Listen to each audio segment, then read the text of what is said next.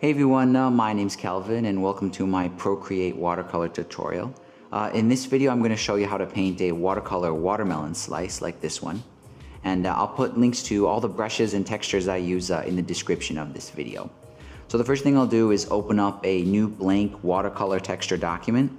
And I'll do a sketch first. So I got the auto black pencil selected here, medium size. This is going to be a little bit three-dimensional. So I'll just do the normal watermelon slice shape and then sort of add an extra dimension like this. And I want to do a kind of a bite out of it, so I'll do like that. And I can erase the extra lines here just so it's more clear. And the rind will be like this. And there'll be kind of a fading where it will go from dark green to yellow, and then to a bit white. And then finally to red, and the seeds will be like this. Okay, so I've got my sketch, and I'll choose a different layer to do my painting on.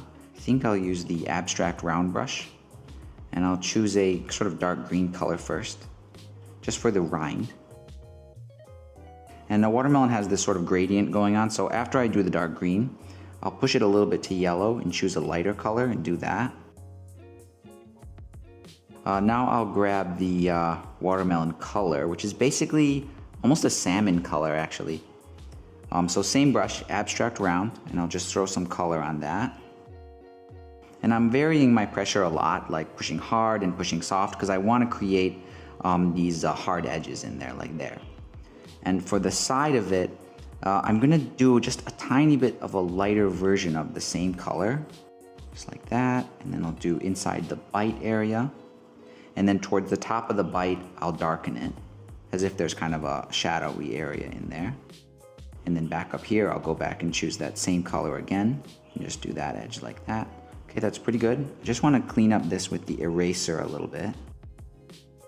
Okay, I think I can turn off my sketch now, and I'll just grab the blender tool and do some blending.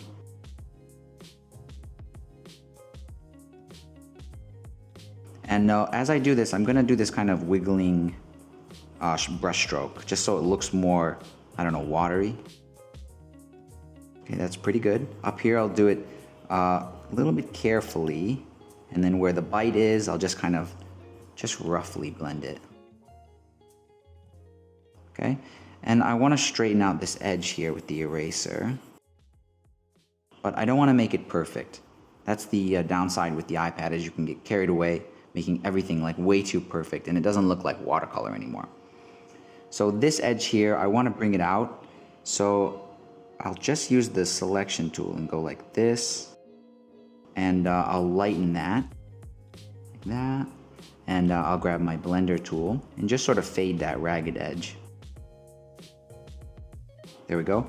So we have that sort of line of contrast that's sort of continuing up there. Okay, almost done here. I just want to lighten this because if you've seen a watermelon, it's like, of course you've seen a watermelon. It's like it goes from green to sort of white, and then towards the center it gets darker and darker. So I'll try to get that same effect by just making a selection in this area like that, and I'll feather it out. I'll desaturate it and lighten it a bit like that, and then up here, this area here, I'll feather that one, and I'll make this a lot darker and a lot more saturated. Maybe we can shift the hue a little bit. Okay, that's pretty good. And then at the very end here, I want it to be almost oversaturated. There we go. And I'll grab my blender tool, medium size, and just sort of, again, break up some of those odd selection lines that kind of happen. Almost done. I just want to add some dark lines in this area, but I'll do it on a separate layer because I'm going to adjust the opacity later. So same brush, we pretty much use the same brush for the whole thing.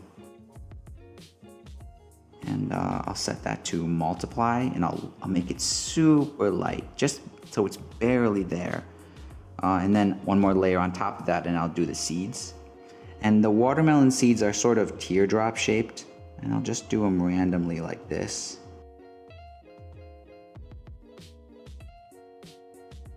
If you want to give it more contrast, you can do another layer on top and choose a white color, and pretty much any of the brushes that have the more covering power, like the Neptune Quill, for example, you can do it pretty fine and just sort of do a white line at the edges here. This is totally optional, and it will just give it this kind of slightly shiny look, I guess. You just need to make sure that you lighten that, just like that. Just another way to add some detail. So let me know if you have any questions or comments, and I did put a link to all the materials I used in the description of this video. But other than that, guys, thank you so much for your support, and I'll see you in the next video.